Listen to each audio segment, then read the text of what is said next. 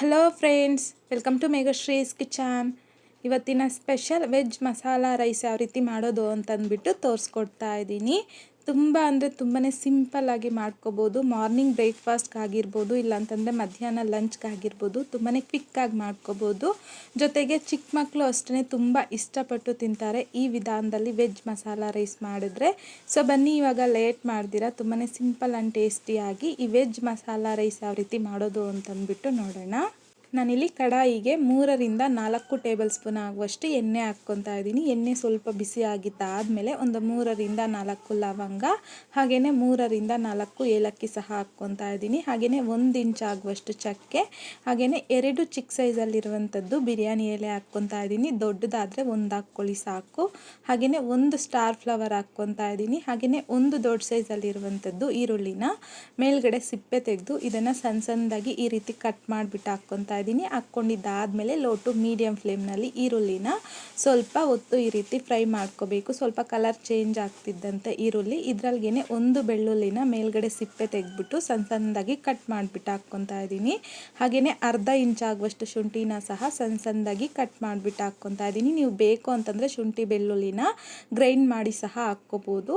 So mix ಮಾಡ್ಕೊತಾ ಈರುಳ್ಳಿ ಸ್ವಲ್ಪ ಗೋಲ್ಡನ್ ಕಲರ್ ಬರೋವರೆಗೂ ಫ್ರೈ ಮಾಡ್ಕೊಂಡಿದ್ದಾದಮೇಲೆ ಸಣ್ಣದಾಗಿ ಕಟ್ ಮಾಡ್ಕೊಂಡಿರುವಂಥ ಪುದೀನ ಕೊತ್ತಂಬರಿ ಹಾಕ್ಕೊತಾ ಇದ್ದೀನಿ. ಹಾಗೆಯೇ ಒಂದು 1/4 ಕಪ್ ಆಗುವಷ್ಟು ಹಸಿ ಬಟಾಣಿ ಹಾಕ್ಕೊತಾ ಇದ್ದೀನಿ. ಹಾಗೆಯೇ ಒಂದು 1/4 ಕಪ್ ಆಗುವಷ್ಟು ಕ್ಯಾರೆಟ್ನ ಸಹ ಸಣ್ಣದಾಗಿ ಕಟ್ ಮಾಡಿಬಿಟ್ಟು ಹಾಕ್ಕೊತಾ ಇದ್ದೀನಿ. ಸೊ ನಾವಿಲ್ಲಿ ಎಣ್ಣೆಲಿ ಫ್ರೈ ಮಾಡ್ತಿರೋದ್ರಿಂದ ಸೊ ಈ ರೀತಿ ಸಣ್ಣದಾಗಿ ಕಟ್ ಮಾಡಿಬಿಟ್ಟು ಹಾಕ್ಕೋಬೇಕು. ಸೊ ಹಾಗೆಯೇ 2 ಟೊಮೊಟೊನ ಸಹ ಸಣ್ಣದಾಗಿ ಕಟ್ ಮಾಡಿಬಿಟ್ಟು ಹಾಕ್ಕೊತಾ ಇದ್ದೀನಿ. ರುಚಿಗೆ ತಕ್ಕಷ್ಟು ಸಾಲ್ಟು, ಹಾಗೆಯೇ ಈ ರೀತಿ ಎಲ್ಲ ನೀಟಾಗಿ ಮಿಕ್ಸ್ ಮಾಡ್ಕೋಬೇಕು. ನಿಮಗಿಲ್ಲಿ ವೆಜಿಟೇಬಲ್ಸ್ ಬಂದು ಆಪ್ಷನಲ್ಲು, ನೀವು ಇನ್ನೂ ಬೇಕು ಅಂತಂದರೆ ಬೀನ್ಸು, ಆಲೂಗಡ್ಡೆನೂ ಸಹ ಹಾಕ್ಕೋಬೋದು. ನನ್ನ ಹತ್ರ ಇದೇ ಇರೋದ್ರಿಂದ ನಾನಿಲ್ಲಿ ಬರೀ ಕ್ಯಾರೆಟು ಬಟಾಣಿ ಹಾಕಿ ಮಿಕ್ಸ್ ಮಾಡ್ಕೊಂಡಿದ್ದೀನಿ. ಈಗ ಲಿಡ್ನ ಕ್ಲೋಸ್ ಮಾಡಿಕೊಂಡು ಲೋ ಫ್ಲೇಮ್ನಲ್ಲಿ ಒಂದು 4ರಿಂದ 5 ನಿಮಿಷ ಚೆನ್ನಾಗಿ ಫ್ರೈ ಮಾಡ್ಕೋಬೇಕು. ಈಗ ಲಿಡ್ನ ತೆಗೆದು ಒಂದ್ಸಲ ಮಿಕ್ಸ್ ಮಾಡಿಕೊಂಡು ಇದರಲ್ಲಿಗೆ ಒಂದು 1/4 ಕಪ್ ಆಗುವಷ್ಟು ನೀರನ್ನು ಹಾಕಿ ಮಿಕ್ಸ್ ಮಾಡ್ಕೊತಾ ಇದ್ದೀನಿ. ಸೊ ಯಾಕೆ ಅಂತಂದರೆ ಬಟಾಣಿ ಕ್ಯಾರೆಟ್ ಸ್ವಲ್ಪ ಬೇಯಬೇಕು, ಫ್ರೈ ಆಗಬೇಕು. ಹಾಗಾಗಿ ಸ್ವಲ್ಪ ನೀರನ್ನು ಹಾಕಿ ಲಿಡ್ನ ಕ್ಲೋಸ್ ಮಾಡಿಕೊಂಡು ಮತ್ತೊಂದು 2ರಿಂದ 3 ನಿಮಿಷ ಚೆನ್ನಾಗಿ ಬೇಯಿಸ್ಕೋಬೇಕು. ಸೊ ಒಂದ್ಸಲ ಈ ರೀತಿ ಮಿಕ್ಸ್ ಮಾಡಿಕೊಂಡು ಈಗ ಇದರಲ್ಲಿಗೆ 1 ಟೀ ಸ್ಪೂನ್ ಆಗುವಷ್ಟು ಬಿರಿಯಾನಿ ಮಸಾಲ ಪೌಡರ್ ಹಾಕ್ಕೊತಾ ಇದ್ದೀನಿ. ಹಾಗೆಯೇ 1 ಟೀ ಸ್ಪೂನ್ ಆಗುವಷ್ಟು ರೆಡ್ ಚಿಲ್ಲಿ ಪೌಡರ್ ಹಾಕ್ಕೊತಾ ಇದ್ದೀನಿ. ಹಾಗೆಯೇ ಒಂದು 1/4 ಟೀ ಸ್ಪೂನ್ ಆಗುವಷ್ಟು ಅರಶಿನ, ಹಾಗೆಯೇ 1 ಟೀ ಸ್ಪೂನ್ ಆಗುವಷ್ಟು ಧನಿಯಾ ಪೌಡರ್ನ ಸಹ ಹಾಕ್ಕೊತಾ ಇದ್ದೀನಿ. ಹಾಕ್ಕೊಂಡಿದ್ದಾದಮೇಲೆ ಈ ಮಸಾಲೆ ಇಂಗ್ರೀಡಿಯೆಂಟ್ಸ್ನೆಲ್ಲ ಈ ರೀತಿಯಾಗಿ ಮಿಕ್ಸ್ ಮಾಡ್ಕೊತಾ ಲೋ ಫ್ಲೇಮ್ನಲ್ಲಿ ಫ್ರೈ ಮಾಡ್ಕೋಬೇಕು. ಫ್ರೈ ಮಾಡ್ಕೊಂಡಿದ್ದಾದಮೇಲೆ ಇದರಲ್ಲಿಗೆ ಒಂದು 2ರಿಂದ 3 ಟೇಬಲ್ ಸ್ಪೂನ್ ಆಗುವಷ್ಟು ನೀರನ್ನು ಸಹ ಹಾಕ್ಕೊಂಡು ಲೋ ಫ್ಲೇಮ್ನಲ್ಲಿ ಫ್ರೈ ಮಾಡ್ಕೊಳ್ಳಿ. ಮಸಾಲೆ ಸ್ವಲ್ಪ ಫ್ರೈ ಆಗಬೇಕು. ಈಗ ಇದರಲ್ಲಿಗೆ ಒಂದು 2 ಟೇಬಲ್ ಸ್ಪೂನ್ ಆಗುವಷ್ಟು ಮೊಸರನ್ನ ಸಹ ಹಾಕ್ಕೊಂಡು ಮಿಕ್ಸ್ ಮಾಡ್ಕೊತಾ ಲೋ ಫ್ಲೇಮ್ನಲ್ಲಿ ಫ್ರೈ ಮಾಡ್ಕೋಬೇಕು. ಈ ರೀತಿ ಎಣ್ಣೆ ಸಪ್ರೇಟ್ ಆಗೋವರೆಗೂ ಚೆನ್ನಾಗಿ ಫ್ರೈ ಮಾಡ್ಕೋಬೇಕು.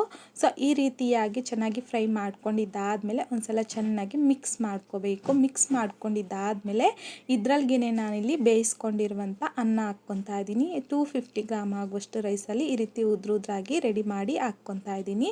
ಈಗ ಫ್ಲೇವರ್ಗೋಸ್ಕರ 1 ಟೇಬಲ್ ಸ್ಪೂನ್ ಆಗುವಷ್ಟು ತುಪ್ಪನ ಸಹ ಹಾಕ್ಕೊಂಡು ಚೆನ್ನಾಗಿ ಮಿಕ್ಸ್ ಮಾಡ್ಕೋಬೇಕು.